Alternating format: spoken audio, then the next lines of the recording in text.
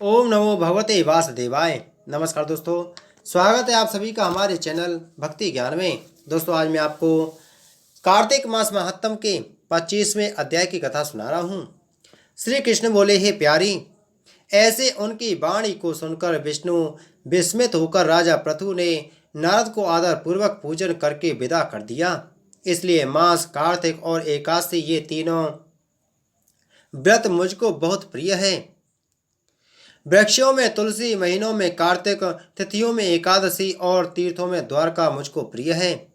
जो द्वंद्वियों को वश में कर इनका पालन करेगा वह मुझको बहुत प्रिय होगा तथा उसे यज्ञ आदि से अधिक फल प्राप्त होगा। हे प्रिय, इन तीनों का सेवन करने वाले मनुष्य को पापों से भय नहीं करना चाहिए।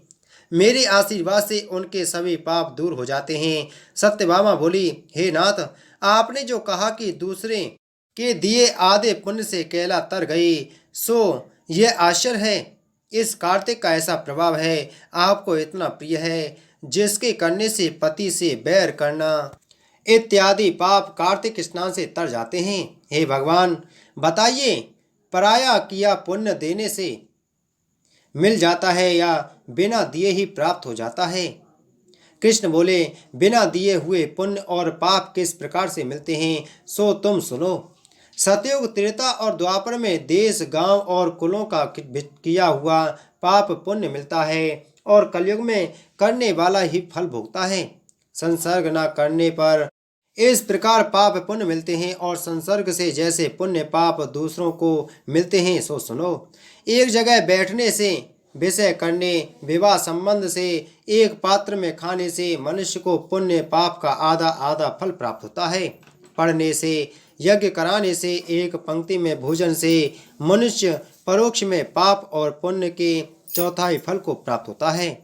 सेवा करने से, देखने और ध्यान से मनुष्य दूसरे के लिए पुण्य पाप के 100वें भाग को पाते हैं। दूसरों की निंदा, चुगली और धिक्कार देने से उसके पापों को ग्रहण करके अपना पुण्य पाप करने वाले मनुष्य की स्त्री, नौकर और शिष्य, इनको छोड़कर जो कोई सेवा करता है और सेवा के अनुरूप उनके पुण्य के फल को प्राप्त करता है।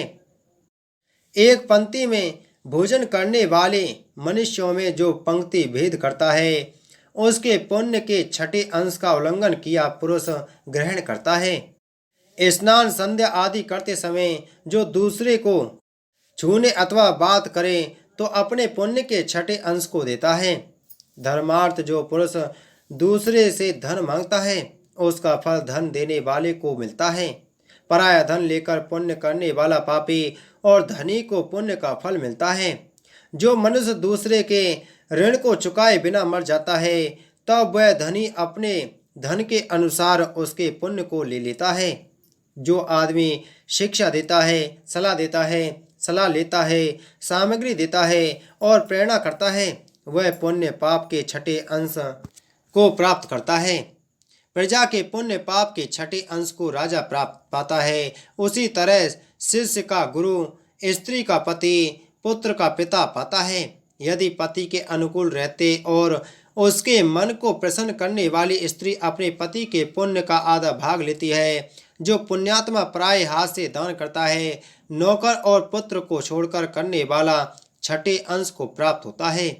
ऐसे बिना दिए इकट्ठे पुण्य पाप भी मनुष्य को मिलते हैं, परंतु कलयुग में नहीं है। पुण्य और पाप को भोगने वाला करता ही होता है। इसमें एक प्राचीन इतिहास बड़ा पवित्र उग्र बुद्धि को देने वाला है, उसे सुनो। बोलो कार्तिक मास महात्म की जय। बोलो विष्णु भगवान की जय।